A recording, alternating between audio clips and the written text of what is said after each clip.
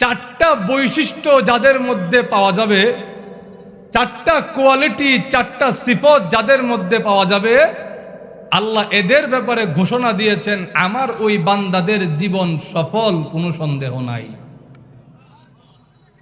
এখন আগে আমাদের বুঝতে হবে আল্লাহ যে বললেন সফল, সফলতার অর্থ কি, সফলতার ব্যাখ্যা কি, এই বিষয়টা না বুঝলে আল্লাহ যে বললেন সফল, এই সফলের অর্থ আমরা বুঝবো না। আমাদের অনেকের ধারণা হলো পৃথিবীতে 4-5টা বাড়ির মালিক হইতে পারলেই বুঝি আমাদের জীবন সফল। আপনাদের কি ধারণা? 4-5টা বাড়ির মালিক হইলেই জীবন সফল? আরো জোরে বলেন। 4-5টা গার্মেন্টসের মালিক যদি হয় তাও জীবন সফল না। 4-5টা ডিগ্রির মালিক যদি হয়, এরপরেও এই দুনিয়াবি জিন্দিগিকে সফলতার জিন্দিগি বলা যায়? আরো জোরে বলেন। কেন যায় না? আমি যদি আপনাদেরকে প্রশ্ন করি যে একবার 4টা-5টা বাড়ি আছে, এরপরও আপনি বলতেছেন তার জীবন সফল না, কেন? এর উত্তর হলো দুনিয়াবি জিন্দিগিকে সফলতার জিন্দিগি বলা যায় না। কারণ হলো কেউ যদি দাবি করে আমার জিন্দিগি সফল, কেউ যদি বলে আমার জীবনটা সাকসেসফুল, কোনো সন্দেহ নাই, তাহলে অবশ্যই অবশ্যই ওই ব্যক্তির মধ্যে 3টা গুণ পাওয়া যাইতে হবে। কয়টা গুণ? আমার কথা বুঝতে অসুবিধা হয় আপনাদের?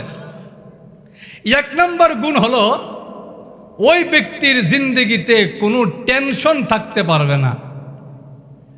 বলেন তো দেখি, যেই বেটার জীবনে টেনশন আছে, 5টা কেন 100টা বাড়ি থাকলেও এবারের জীবনে সফল জিন্দিগি বলা যায় না। দেখা যায় আলিশান বাড়ি, এরপরও 2টা-3টা ঘুমের ট্যাবলেট খাইয়াও সারা রাত তাকায় রয়েছে, ঘুমায় না। কেন? ও ভাই টেনশনে ঘুমায় না। জোরে বলেন ঠিক কিনা? তাহলে টেনশন মুক্ত জীবন থাকতে হবে। 2 নম্বর শর্ত হলো মনের মধ্যে কোনো ভয় থাকতে পারবে না। যার জীবনে ভয় আছে তার জীবন সফলতার জীবন হবে না। 3 নম্বরে হলো মনে যা চায় তাই আপনাকে পাইতে হবে।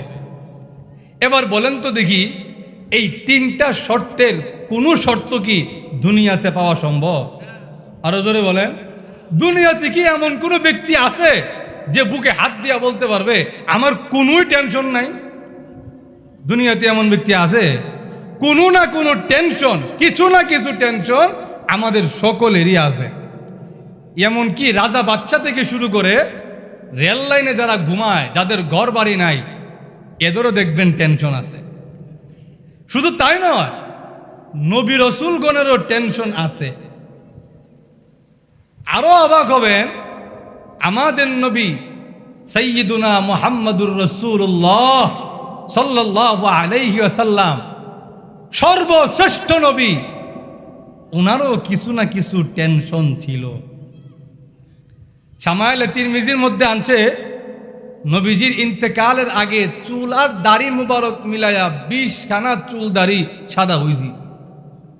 একদিন আবু বকর সিদ্দিক রাদিয়াল্লাহু তাআলা নবীজির দাড়ি দেখে বলে, ইয়া রাসূলুল্লাহ কদ শিবতা, আগো নবীজি আপনার দেখি চুল আর দাড়ি সাদা হওয়া আরম্ভ হয়েছে, মনে হয় আপনি বুড়া হয়ে যাচ্ছেন। সুবহানাল্লাহ কইতেন না? আল্লাহ নবী, বিশ্ব নবী রাহমাতুল লিল আলামিন ডাক দেয়া বলেন, আবু বকর রে,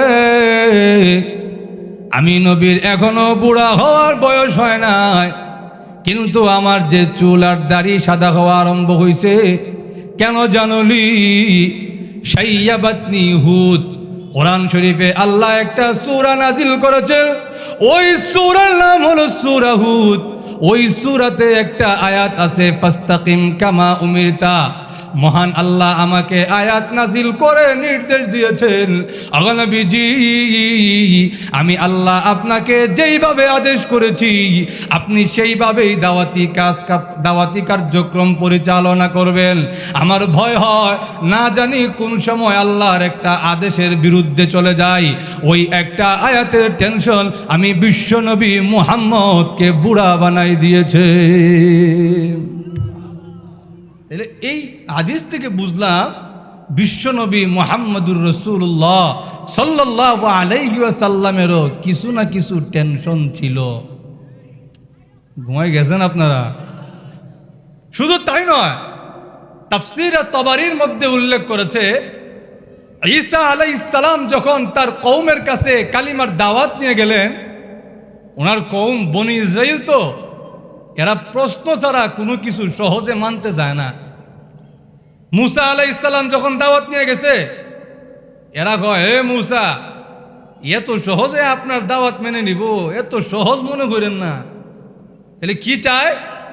তারা বলে, ফাকালু আরিনাল্লাহ জাহরা, আল্লাহরে সরাসরি দেখায়া দেন, আর নাহলে ঈমান আনতাম না। নাউযুবিল্লাহ কইতেন না। তাহলে বনি ইসরায়েলদের একটা স্বভাব ছিল, সহজে কোনো কিছু মানতে চায় না। আল্লাহ এদেরকে বলছে, এই তোমাদের তওবা কবুল করব, শর্ত হলো একটা গরু জবাই করো, একটা গাভী জবাই করো। আচ্ছা বলেন তো দেখি, এর চেয়ে সহজ কোনো কাম হইতে পারে?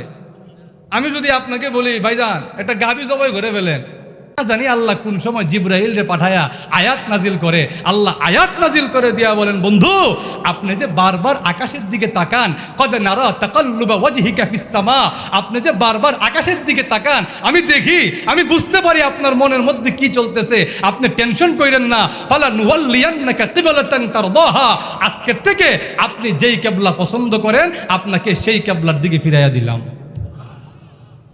শুধু তাই নয়, ওমর ইবনে খাত্তাব রাদিয়াল্লাহু তাআলা আনহু সাহসী লোক, রাগী লোক, মেজাজি লোক, ইসলাম দেখতে পারে না, ইসলাম গ্রহণ করার আগে মুসলমানদের নাম শুনতে পারে না, মুহাম্মদুর রাসূলুল্লাহ সাল্লাল্লাহু আলাইহি ওয়াসাল্লামের নাম শুনতে পারে না। নবীজির মনের মধ্যে তামান্না, আল্লাহ আমাদের যেই দুর্দশা এখন চলতেছে, আমার সাহাবীদেরকে মাইরা তসতস করে ফেলতেছে, এই উমর ইবনে খাত্তাব যদি আমার সাহাবী হয়ে যাইত, ইসলাম অনেক শক্তিশালী হয়ে যাইত। আল্লাহ দোয়া করছে, আল্লাহুম্মা আইজ্জাল ইসলামা বি উমর ইবনুল খাত্তাব, আল্লাহ আপনি এই উমররে দিয়া ইসলাম রে বিজয় করে দেন।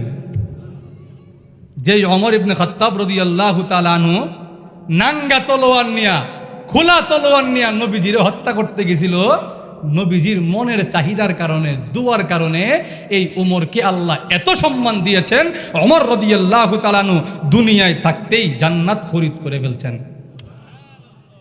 শুধু তাই নয়, অসুবিধা হচ্ছে আপনাদের, আবু হুরায়রা রাদিয়াল্লাহু তাআলা আনহু, ওনার আম্মা নবীজির নাম শুনতে পারে না, আর আবু হুরায়রা গালিগালাজ করে, আবু হুরায়রা সারাদিন কই গিয়া পড়ে থাকস, কাম নাই কাজ নাই, খালি গিয়া মুহাম্মদের দরবারে পড়ে থাকস।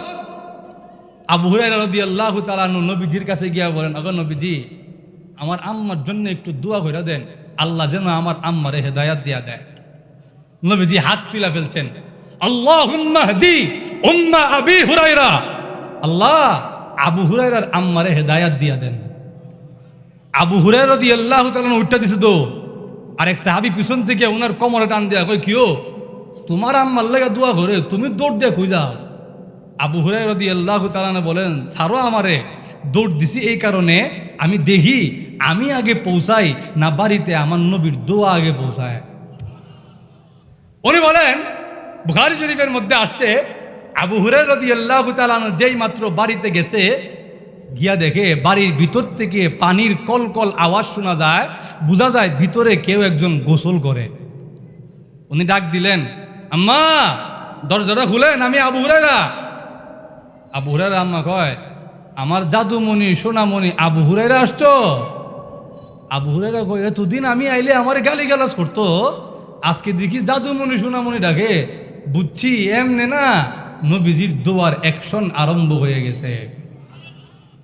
আবু হুরায়রা রাদিয়াল্লাহু তাআলা ভিতরে ঢুকলেন, আম্মা কোনো অসুবিধা আপনার?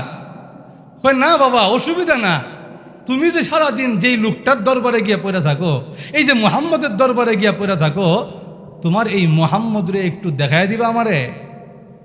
আবু হুরায়রা রাদিয়াল্লাহু তাআলা আনহু কয়, আমার আর বুঝতে বাকি নাই, কারণ নবীজির চেহারা মোবারক দেখে আমার মা কালিমা পড়বে না এটা হইতে পারে। আরো জোরে বলেন। নিয়ে গেছেন নবীজির দরবারে। আল্লাহর নবীকে দেখার পরে আবু হুরায়রা রাদিয়াল্লাহু তাআলা আম্মার শরীরের মধ্যে কম্পন আরম্ভ হয়ে গেছে। হুজুর না বুঝে কত গালি দিয়েছি আপনাকে, আমাকে মাফ করে দেন গো হুজুর। আর আপনার সামনে হাত বাড়াইয়া দিলাম, আর একটা মুহূর্ত দেরি করতে চাই না, এই মুহূর্তে আমাকে কালমা পড়াইয়া মুসলমান বানাইয়া দেন।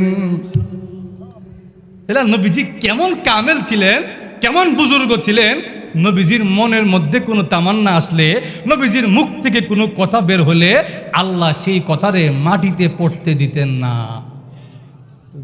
সুবহানাল্লাহ। তাহলে আমার নবী সবচাইতে বড় কামেল, আমার নবী সবচাইতে বড় বুজুর্গ ব্যক্তি, সবচাইতে বেশি ভালোবাসতে হবে আমার নবীকে। জোরে বলেন ঠিক কিনা? 3 নাম্বার মনে আছে তো আপনাদের? ভালোবাসার 3 নম্বর শর্ত ইহসান, অনুগ্রহ। এবার আমি আপনাদেরকে জিজ্ঞাসা করি, আমাদের উপর নবীজির পরে সবচাইতে বেশি অনুগ্রহ আর কারো আছে তো? হুজুরে বলেন, নবীজি আমাদের জন্যে 23টা বছরের জিন্দিগিতে, নবুয়তের 23টা বছরের জিন্দিগিতে তায়েফের ময়দানে নবীজির পিঠ ঝাঁঝরা হয়ে গেছে, নবীজি পেটে ক্ষুধায় পাথর বাঁধছেন, নবীজি সাল্লাল্লাহু আলাইহি ওয়াসাল্লাম আয়েশি জীবন ভোগ করেন নাই, ক্ষুধার জীবন সহ্য করেছেন উম্মতকে জান্নাতে দেখানোর জন্য, জাহান্নাম থেকে মুক্ত করার জন্য। এবার বলেন তো দেখি, এত বড় অনুগ্রহ যিনি করেছেন, ভালোবাসতে হবে সবচাইতে বেশি তাকেই। জোরে বলেন ঠিক কিনা? এক হাদিসে নবীজি বলেন, আমাদের সমাজে দেখবেন কিছু পোকা আছে, এরা ইচ্ছা করে লাভ দিয়া দিয়া গিয়ে আগুনে পড়ে। যেমন দেখছেন আপনারা, মোমবাতি একটা ধরাইলে অন্ধকারের মধ্যে দেখবেন ওই পোকাগুলো আইসা নিজেরা লাভ দিয়ে আগুনের মধ্যে পড়ে। নবীজি বলেন, আমার উম্মত হইল ওই পোকার মতো, লাভ দিয়া জাহান্নামের আগুনে পড়ে। আমি নবী কোমরে টান দিয়া বলি, উম্মত রে, জাহান্নামে যাইস না, জাহান্নামের আযাব ভোগ করতে পারবি না। আমি নবী আমার জিন্দেগিকে উৎসর্গ করে দিলাম তোদের জন্য, এরপরেও তোরা জাহান্নামে যাইস না। যেই নবী আমাদের উপর এত বড় অনুগ্রহ করলেন, ভালোবাসতে হবে সবচাইতে বেশি সেই নবীকে। জোরে বলেন ঠিক কিনা? আয়াতিন উখরা من أطاع الرسول فقد أطاع الله ومن تولى فما أرسلناك عليهم حفيظا وقال رسول الله صلى الله عليه وسلم تركت فيكم أمرين لن تضلوا ما تمسكتم بهما كتاب الله وسنتي صدق الله العظيم وصدق رسوله النبي الكريم ونحن على ذلك لمن الشاهدين والشاكرين والحمد لله رب العالمين صلى الله على سيدنا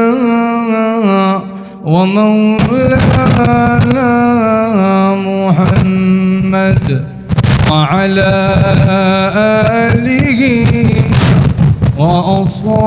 وأصحابه وسلم صلى الله على سيدنا ومولانا محمد وعلى آله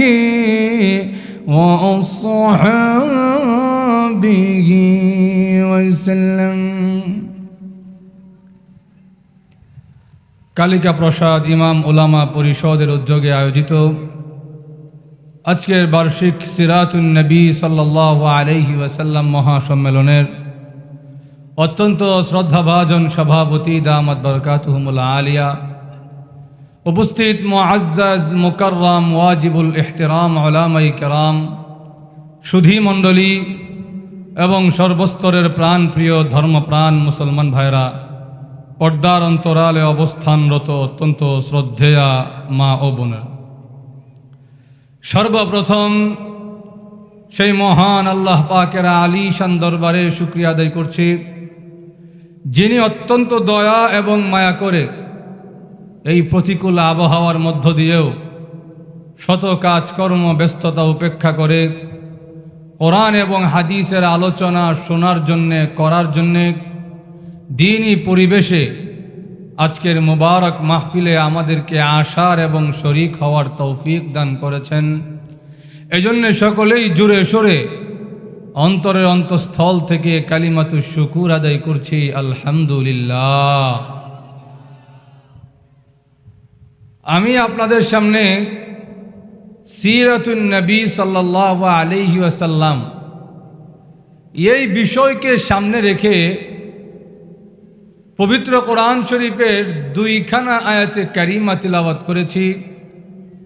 রাসূল করিম সাল্লাল্লাহু আলাইহি ওয়াসাল্লামের রেখে যাওয়া অসংখ্য অগণিত হাদিস মুবারক থেকে একখানা হাদিস পাঠ করেছি। এই আয়াত দ্বয় এবং হাদিসকে সামনে রেখে যে আলোচনাটা করতে চাই সেটি হলো, এই পৃথিবীতে আমরা যারা আছি প্রত্যেকটা মানুষই তার এই পৃথিবীর জীবনে সফল হইতে চায়, কেউই তার জীবনে ব্যর্থ হইতে চায় না। এমন একটা লোকও খুঁজে পাওয়া যাবে না যেই লোকটা একটা ব্যর্থ জীবন কামনা করে। দেখবেন আমাদের বুঝ হওয়ার পর থেকে নিয়ে মরার আগ পর্যন্ত যতদিন এই পার্থিব জীবনে থাকি, যতদিন এই দুনিয়ার জীবন পার করি, মানুষের চেষ্টা একটাই, দিন বা দিন, দিনের পরে দিন মানুষ কেমনে আস্তে আস্তে আরো তার জীবনে উন্নতি করবে। কোনো ব্যক্তি তার জীবনে ব্যর্থ হইতে চায় না। প্রত্যেক ব্যক্তি তার জীবনে উন্নতি, সফলতা চায়। কিন্তু সমস্যা হলো সফলতা যেই দিকে গেলে পাওয়া যায় ওই দিকে যায় না, অন্য পথে যাওয়ার কারণে সফলতা পায় না, লাথি আর উষ্টা খায়। উষ্টা বুঝেন তো আপনারা? আমাদের ব্রাহ্মণবাড়িয়ায় কয় উষ্টা। মানুষ সমাজে দ্বারে দ্বারে ঘুরে আর লাথি আর উষ্টা খায়, সফলতার পথ পায় না কেন? কারণ যেখানে গেলে যেই জিনিস পাওয়া যায় ওই জিনিস পাইতে হলে আপনাকে সেখানেই যেতে হবে, অন্য কোথাও গেলে ওই জিনিস পাবেন না। জোরে বলেন ঠিক কিনা?